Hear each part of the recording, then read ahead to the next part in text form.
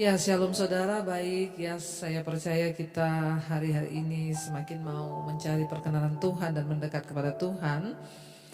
Hari ini firman Tuhan terambil dari Efesus pasal yang kelima, ayat yang ke-8 mulai saudara ya. Efesus pasal yang kelima ayat 8. Memang dahulu kamu adalah kegelapan, tetapi sekarang kamu adalah terang di dalam Tuhan. Sebab itu hiduplah sebagai anak-anak terang. Ya, firman ini berkata, memang dahulu kamu adalah kegelapan, tetapi sekarang kamu adalah terang di dalam Tuhan, sebab itu hiduplah sebagai anak-anak terang. Saudara, firman Tuhan ini ditulis oleh Rasul Paulus bagi jemaat yang ada di Efesus. Ya, di sini Rasul Paulus berkata, dulu kamu itu memang orang-orang kegelapan. Dulu kamu hidup dalam kedurhakaan. Dulu kamu melakukan rupa-rupa kejahatan. Tetapi sekarang kata Rasul Paulus, jangan lagi kamu bergaul atau berkawan dengan orang-orang yang seperti itu. Ya, karena pergaulan yang buruk itu merusak kebiasaan baik. Ya, tetapi sekarang kamu harus mulai berubah. Makanya firman Tuhan ini berkata, memang dahulu kamu adalah kegelapan, tetapi sekarang kamu adalah terang di dalam Tuhan. Ya, sebab itu hiduplah sebagai anak-anak terang. Kita semua tentunya adalah kegelapan dahulu sebelum kita mengenal Tuhan.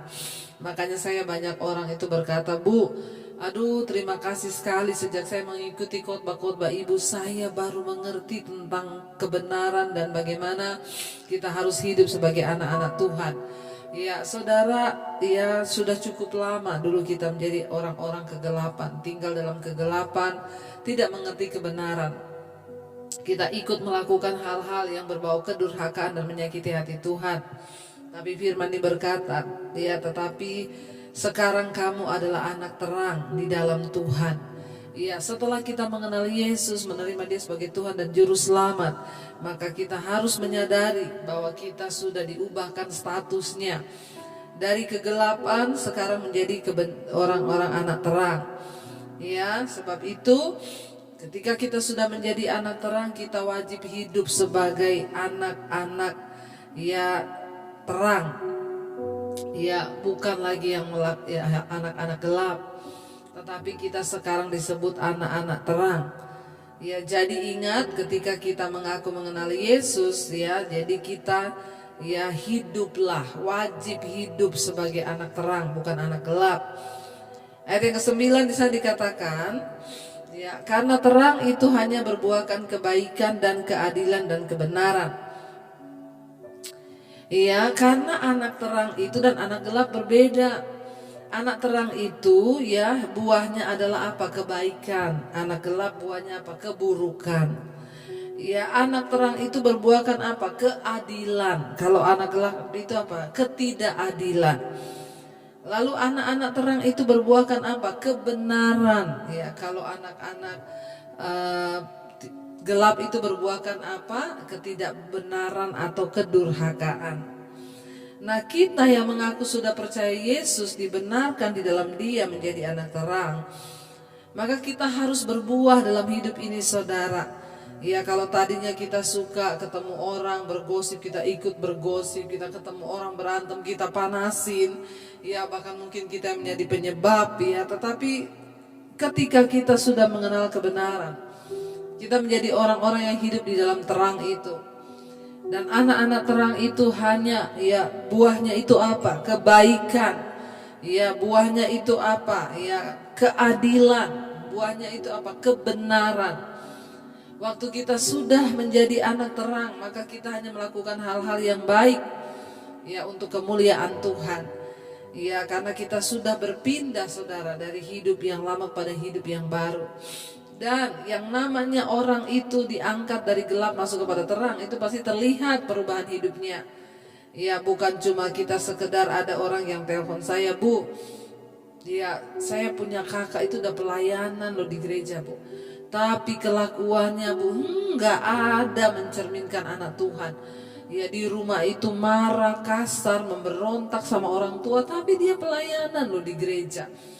Ini orang gelap tapi melayani pekerjaan Tuhan. Ngaku-ngaku hidup dalam terang padahal masih gelap. Kalau orang sudah dalam terang Tuhan itu, buahnya itu apa? Keadilan, kebenaran, ya sama apa tadi dikatakan kebaikan. Ya, jadi kalau kita mengaku anak Tuhan tapi kita tidak berbuahkan kebaikan, ya keadilan dan kebenaran, maka maaf saudara, ya kita masih terdaftar dalam ya kerajaan setan, bukan kerajaan Allah. Hanya ada dua pilihan di dunia ini, ya hidup benar atau gelap, ya benar atau salah, terang atau gelap. Ya kalau kita mau beralih kepada terang, ya maka ya memilikilah perilaku sebagai anak-anak terang yang berbuahkan kebaikan, keadilan dan kebenaran. Kalau dulu suka menggosipin orang, sekarang enggak, kita lebih menjadi orang-orang yang terus membawa kebenaran itu. Kalau dulu kita suka tersinggung, sekarang tidak lagi. Ya kita menjadi orang-orang yang mau menerima apa adanya dan tidak banyak bersungut-sungut. Dulu kita tukang marah-marah. Sekarang setelah kita bertobat menjadi anak terang, ya kita sudah tidak marah-marah lagi, kita sudah berpindah dalam hidup yang terang. Ayat yang ke-10 berkata, dan ujilah apa yang berkenan kepada Tuhan. Ya mari kita uji apa yang berkenan pada Tuhan. Bagaimana caranya menguji, Bu? Ya ketika ada Roh Kudus dalam hidup kita, maka ketika kita melakukan sesuatu yang bertentangan dengan firman Tuhan, maka Roh Kudus itu akan berduka. Ada perasaan berdosa di hati, ada perasaan yang tidak sejahtera. Ya mari uji ya apa yang berkenan pada Tuhan. Kalau engkau berantem suami istri, lalu engkau marahan berlama-lama, uji apakah itu berkenan. Saya ini marah-marah ini berkenan sama Tuhan atau tidak ya.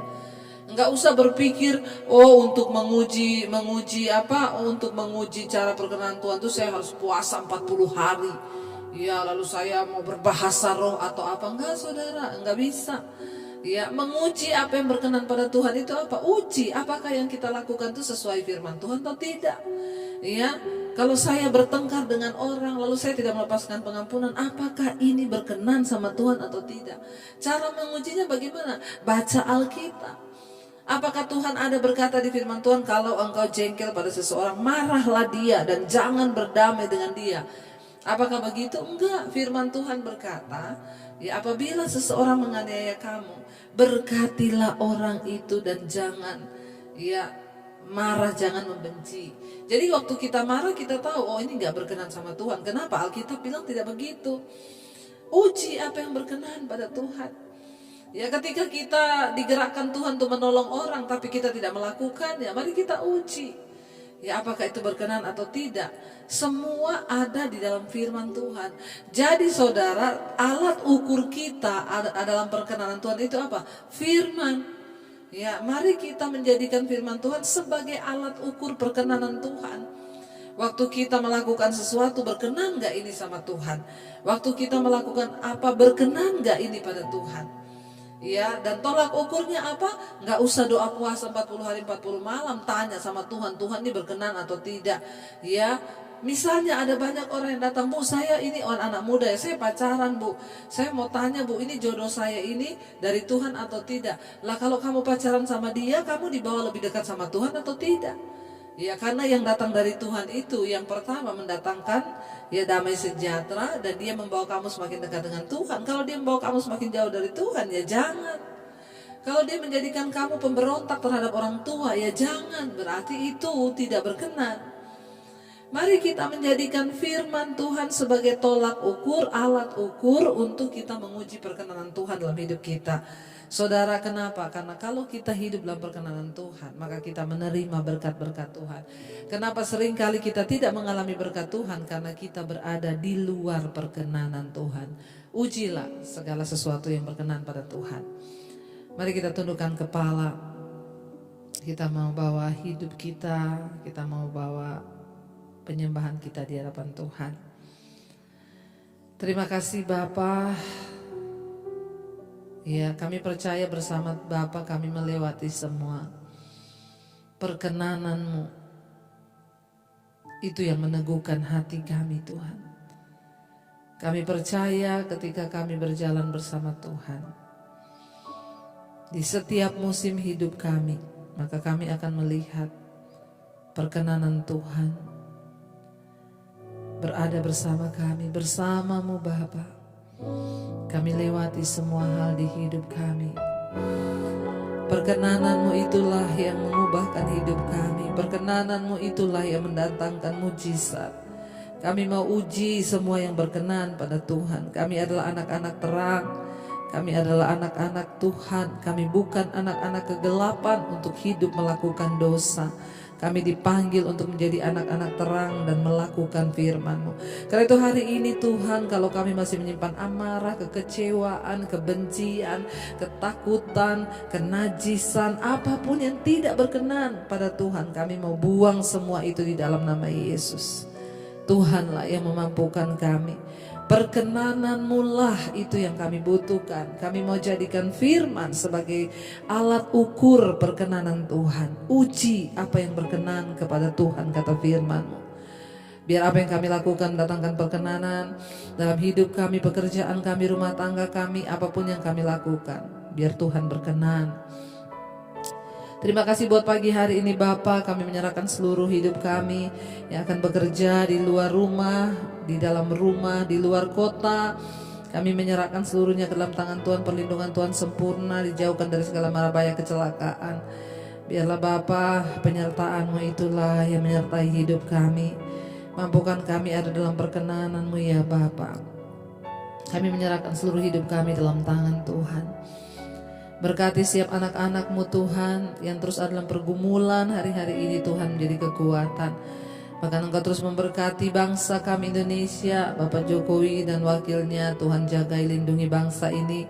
Tuhan luputkan dari segala bencana atau apapun juga Bapak. Ampuni bangsa kami. Terima kasih Tuhan. Kami mengucap syukur buat malam hari ini. Mari kita berdoa Bapa kami. Bapa kami yang ada di sorga, dikuduskanlah nama-Mu, datanglah kerajaan-Mu, jadilah kehendak-Mu di bumi seperti di sorga. Berikanlah kami pada hari ini makanan kami yang secukupnya, dan ampuni kami akan kesalahan kami, seperti kami pun juga mengampuni orang yang bersalah kepada kami. Janganlah membawa kami dalam pencobaan, tapi lepaskan kami daripada yang jahat. Karena Engkau yang punya kerajaan dan kuasa dan kemuliaan sampai selama-lamanya. Mari buka hati dan tangan untuk menerima berkat Tuhan. Diberkatilah Engkau dalam kehidupan-Mu, diberkati pekerjaan-Mu, diberkati kesehatan-Mu, diberkati keuangan-Mu, bahkan hidup menjadi berkat bagi orang lain. Terimalah kiranya berkat dalam nama Bapa, cinta kasih Tuhan Yesus Kristus, penyertaan Allah Roh Kudus menyertai hidupmu mulai dari hari ini bahkan sampai kali yang kedua Tuhan Yesus datang menjemput kita semua. Nama-Mu tercatat di dalam kitab kehidupan. Dalam nama Tuhan Yesus yang mempercayai diberkati Tuhan, katakan bersama, amin, amin.